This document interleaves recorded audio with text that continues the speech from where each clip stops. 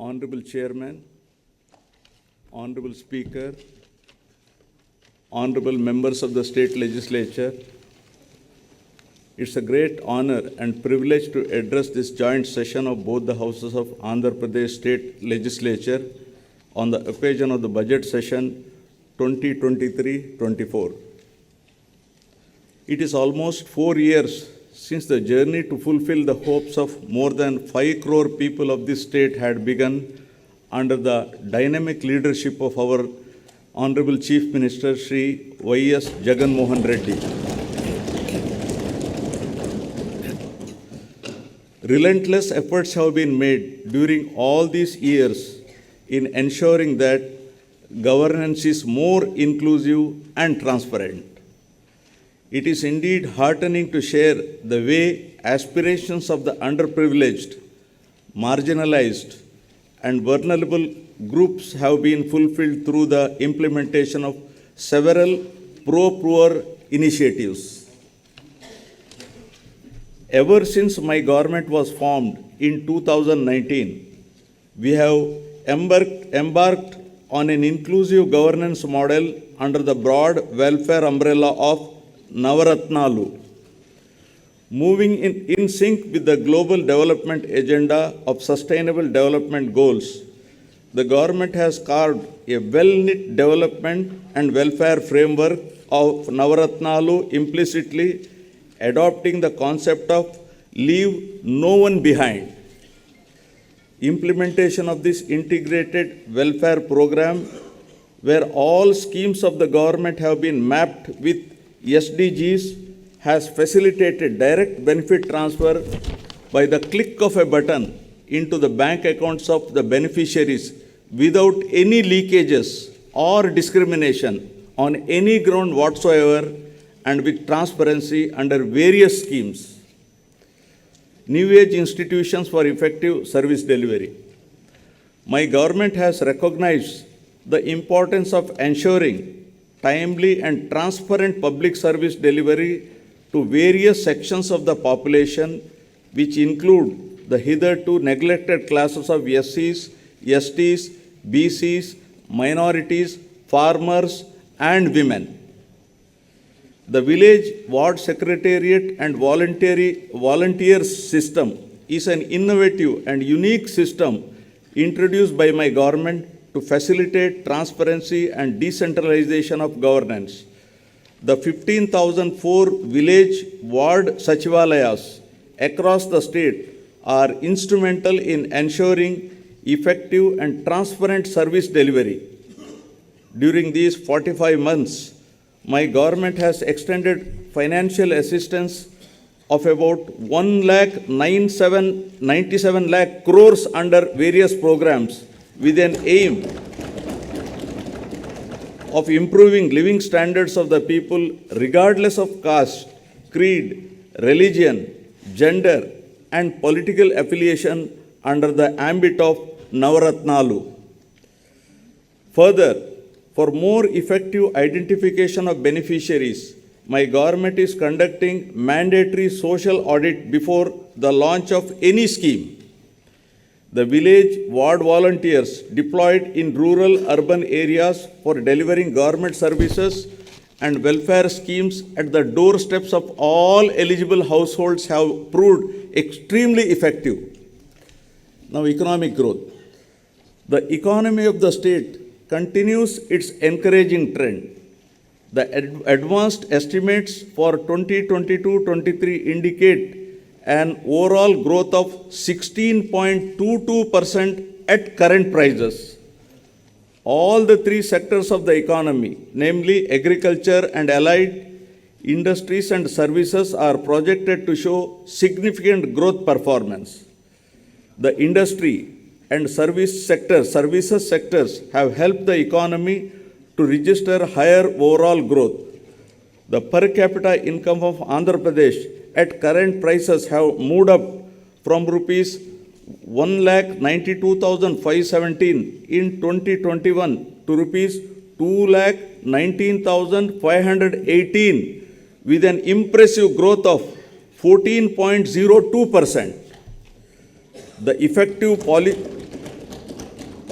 The effective policy formation and implementation by my government has ensured a year-on-year GSDP growth rate at 11.43% in 2021, which is the highest amongst all the states.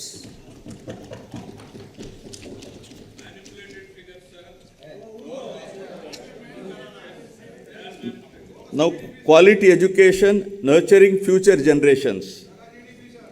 Dr. S. Radhakrishnan has said, and I quote, "The end product of education should be a free, creative man who can battle against historical circumstances and adversities of nature," unquote.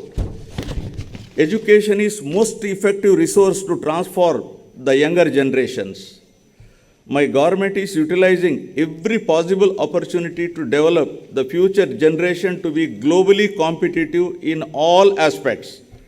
Towards this endeavor, utmost importance is being given to education through several path-making interventions. These include strengthening of the existing infrastructure in all government schools, streamlining and upgrading the midday meal program, implementing curricular reforms in consonance with the National Education Policy 2020, and setting up of an effective regulatory and monitoring mechanism. I would like to briefly highlight some of the interventions of my government that are contributing to quality learning outcomes. With an objective of modernizing and strengthening infrastructure in schools and thereby making environment more conducive for learning, my government is implementing Manabadi Nadu Nedu initiative since 2021. 15,717 schools have been taken up for revamp under the phase 1 with a financial outlay of rupees 3,669 crores. Under this initiative, amenities under 12 categories such as toilets with running water, electrification with fans and tube lights, drinking water supply, furniture for students and staff, etc. are made available in schools. Under the second phase, which is in progress, 22,344 schools are being covered with an outlay of rupees 8,000 crores. In a span of 3 years, my government is planning to strengthen infrastructure in 57,189 schools and 3,280 other educational institutions under this initiative, with an estimated total cost of rupees 16,021.67 crores. To make sure that poverty of the parents does not come in the way of educating their children, my government has supported 44.49 lakh mothers in sending their 84 lakh children to schools under Jagananna Amma Odi's program. My government has so far spent 19,617.60 crores under this initiative. Out of the amount of rupees 15,000 being given annually to each mother, rupees 1,000 is earmarked for toilet maintenance fund and another rupees 1,000 for school maintenance fund, which is released directly to the parents' committees in the government schools. Digital learning has been the cornerstone of educational reforms in the state. With an aim to making students from socially deprived backgrounds globally competitive, my government has distributed 5.2 lakh tabs worth rupees 690 crores. The tabs are preloaded with Byju's content and they have been distributed to 4.60 lakh students of 8th class and 60,000 teachers of government and aided schools free of cost. To further bolster up our efforts in this direction, we are planning to introduce interactive flat panels from classes 6 and above. The panels are planned to be installed in 30,213 classrooms in 5,800 schools. With an aim to minimize the school dropouts and to improve gross enrollment ratio, My government has distributed student kits well before reopening of the schools under Jagananna Vidya Kanuka. These kits consist of all the required textbooks, uniforms, shoes, etc. required for the students. My government has spent rupees 2,368 crores since 2021, benefiting 47.4 lakh students of classes 1 to 10 in all the government and other government aided schools in the state.